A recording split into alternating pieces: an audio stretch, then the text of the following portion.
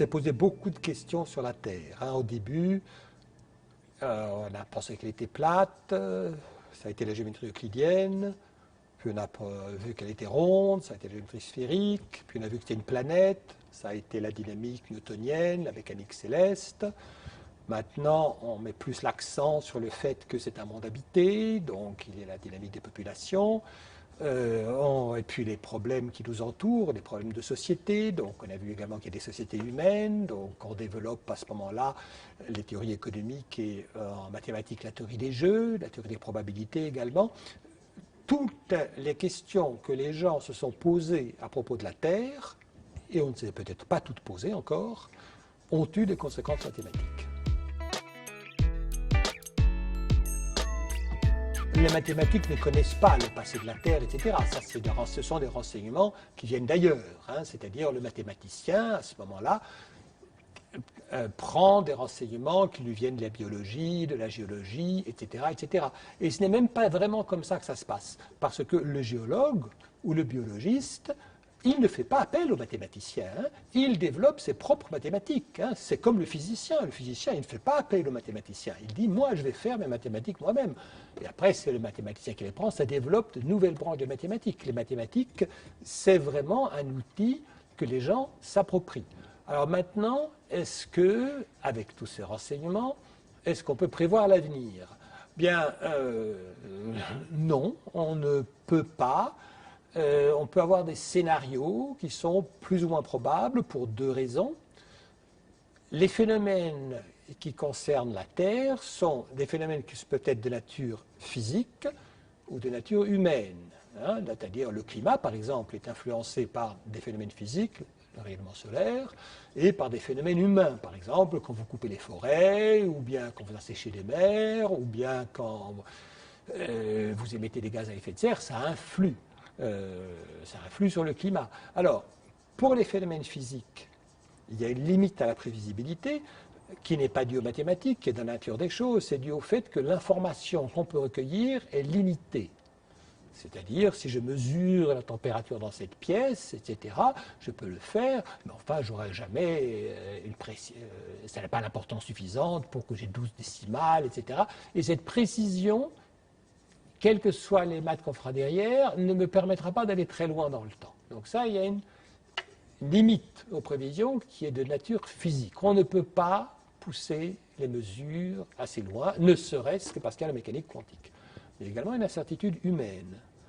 C'est-à-dire que, fondamentalement, on peut avoir une idée très précise des problèmes qui vont se poser aux gens.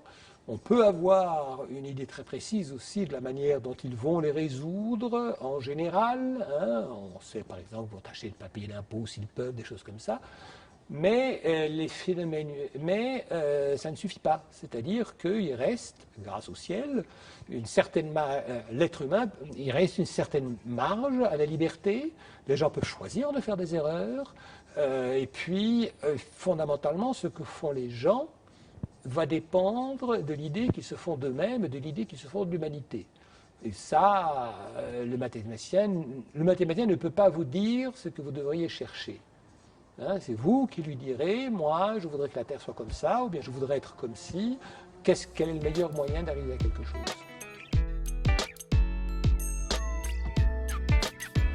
Au XXe siècle, c'est même avant, mais enfin vraiment, dans la deuxième moitié du XXe siècle, moi j'ai assisté à vraiment, ça a existé depuis 100 ans, mais vraiment la floraison et l'explosion des mathématiques, de la biologie et de l'économie. Hein. Ça a vraiment été une explosion qui correspond d'ailleurs à l'évolution de la société. Hein. Ça correspond en fait, les économies que nous avons maintenant sont des économies de services et non pas des économies industrielles. Hein. Ce que vous avez maintenant, ce qui fait vivre les gens, c'est Internet, etc. C'est plus du tout le charbon. Bon. Donc, il y a, je pense que les mathématiques, l'économie, la biologie sont devenues une source d'inspiration extrêmement importante pour les mathématiques.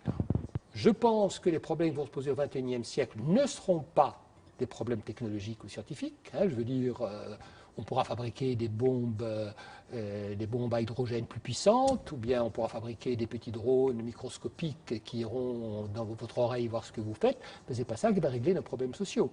Donc ce n'est pas là-dessus que... c'est pas ça qui va être important. Ce qui va être important, c'est d'étudier les institutions, la manière dont les gens vivent entre eux, les intérêts des uns et des autres, d'essayer de mieux comprendre cette société.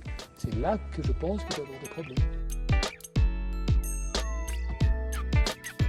Bon, d'abord, la science ne devrait pas être dans une tour d'ivoire.